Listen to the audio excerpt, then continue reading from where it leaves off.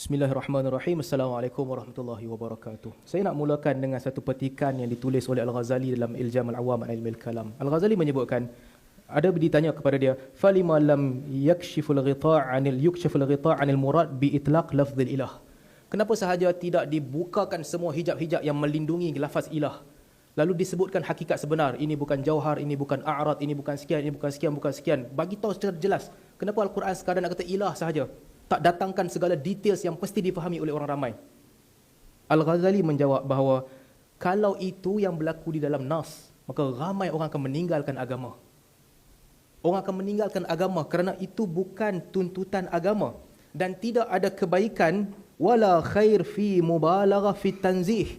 Tidak ada kebaikan kalau kamu melampau-lampau melakukan tanzih. Ucapan begini, kata Al-Ghazali, bima fihi halakil aktsarin, akan membawa kehancuran kepada ramai orang, akhirnya dia tinggalkan agama tu. Kalau perkataan dalam Al-Quran dan Sunnah datang dengan perkataan-perkataan begini. Ditanya pula soalan kedua, kenapa Al-Quran dan Sunnah memberi gambaran yang Tuhan ni sama macam tasbih? Mentashbihkan Tuhan dengan makhluk, kenapa datang begitu? Kata Al-Ghazali, dua alasan. Yang pertama, kata Al-Ghazali, inna dhalika yad'u ila ta'til fil haqqil aktsarin. Kenapa tak guna perkataan-perkataan detail falsafah? Itu akan menyebabkan ramai orang melakukan ta'til. Kenapa digunakan pula perkataan yang ada tashbih? Kata Al-Ghazali, inna ilaj waham tashbih ashal. Mengubati penyakit tashbih lebih mudah daripada mengubati penyakit ta'til. The moment you masuk dalam falsafah, you berenang-renang dalam tu, you tak boleh keluar. Tapi mengubati penyakit tashbih ini mudah. How? Laisa kamithlihi syai'un. Apabila kamu menanamkan dalam minda kamu Allah tidak sama dengan sesiapa pun, itu ubat yang paling mujarab untuk mengubati penyakit tashbih. Bukan Salafi sebut, Al-Imam Al-Ghazali rahimahullah sebut. Saya nak kongsikan, kerana the moment kamu kata laisa kamitslihi syai'un, jauh di sudut minda kamu, kamu tidak menyamakan Allah dengan mana-mana makhluk, itu telah selesai. Itu lebih mudah daripada untuk mengubati penyakit ta'til. Itu isu yang pertama. Dan yang kedua, kadang-kadang kita menyalahkan orang, tak boleh isbat makna ini tafwid sahaja, tapi kita melakukan perkara yang sama.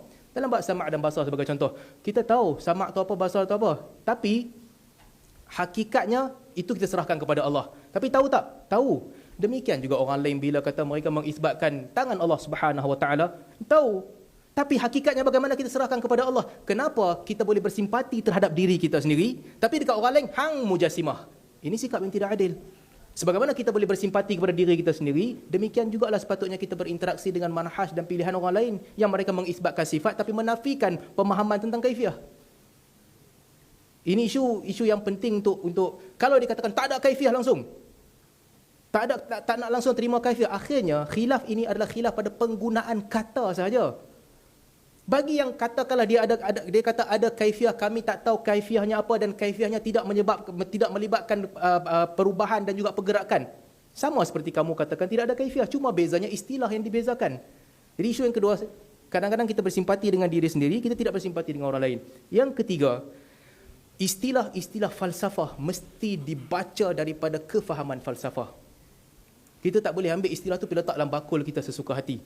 Apabila Imam Ar-Razi membawakan ini adalah ghair mawjuda fil a'yan, ataupun disyarahkan oleh Syed Fuda masyarakat dia adalah mujarad idhafah, ini artinya dia bercanggah dengan benda yang betul-betul wujud di alam realiti. Jangan ambil ni pergi letak dalam bakul, oh ini i'tibari intizai, sifat yang tak berdiri sendiri. Bukan. Istilah falsafah digunakan di sudut falsafah. Kita tak boleh sesuka hati buat istilah kita ambil pergi letak dalam bakul berdasarkan 2-3 patah perkataan yang kita faham. Respect ahli falsafah dan juga ahli kalam. Mereka nak membaca tulisan mereka, kena baca dengan benar dan kemudian keluarkan idea mereka. Tak boleh main select sesuka hati dan ketengahkan seperti mana yang kita suka. Seterusnya, yang keempat, akidah salaf adalah akidah yang bersesuaian dengan asar. Sebab itu nak takwil Quran boleh, ramai orang boleh mentakwil Quran. Nak takwil hadis, dia semakin susah. Maka sebab itulah ada kaedah hadis ahad la yaqumu bihil hujjah.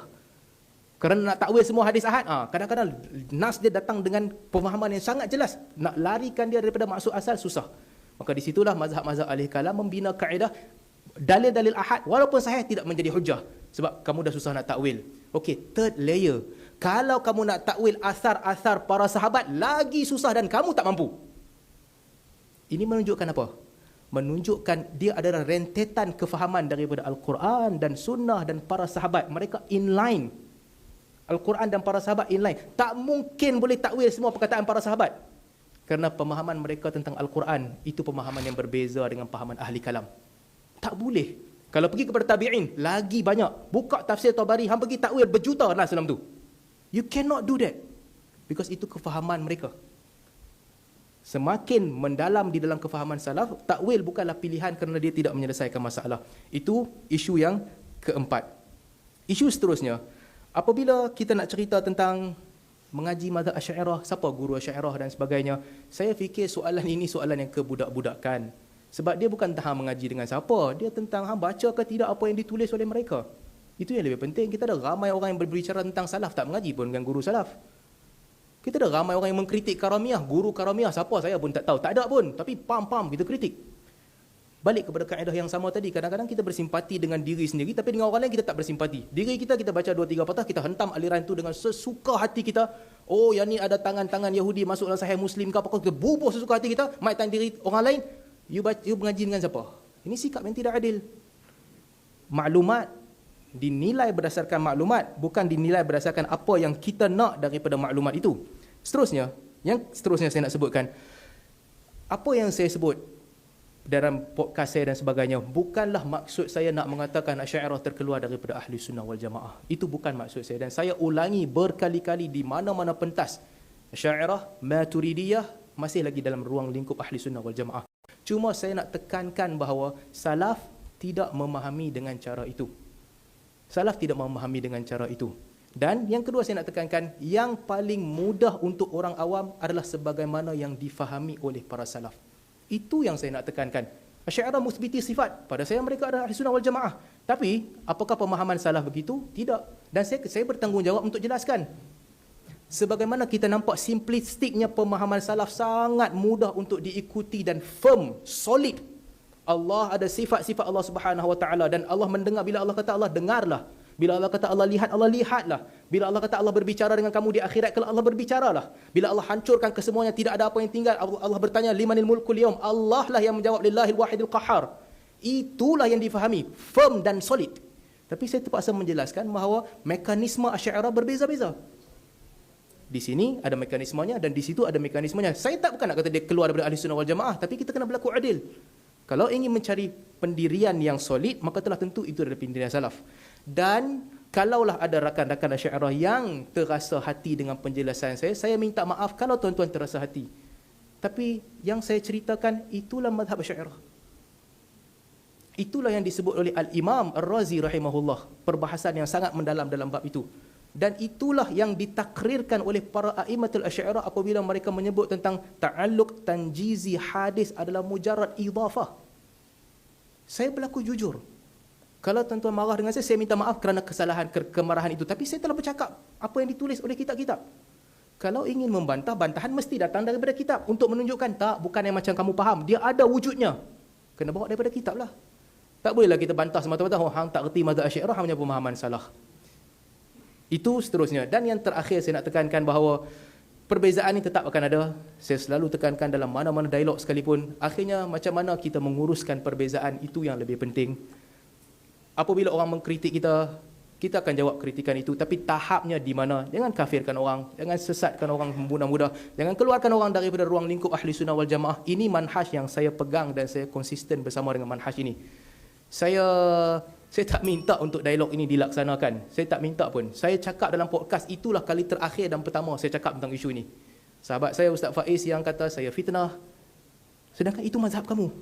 Sahabat saya Ustaz Faiz lah kata yang dia bersedia untuk berbicara dengan saya, dan akhirnya majlis ini berlaku, alhamdulillah. Dan kita harap bila kita keluar daripada majlis ini, tidaklah kita terputus silaturahim ke apa-apa. Dengan perbezaan ini mungkin boleh diuruskan sebagaimana kita uruskan perbezaan-perbezaan lain. Dan penutup, sekali lagi saya tekankan bahawa akidah orang awam ni, akidah salaf.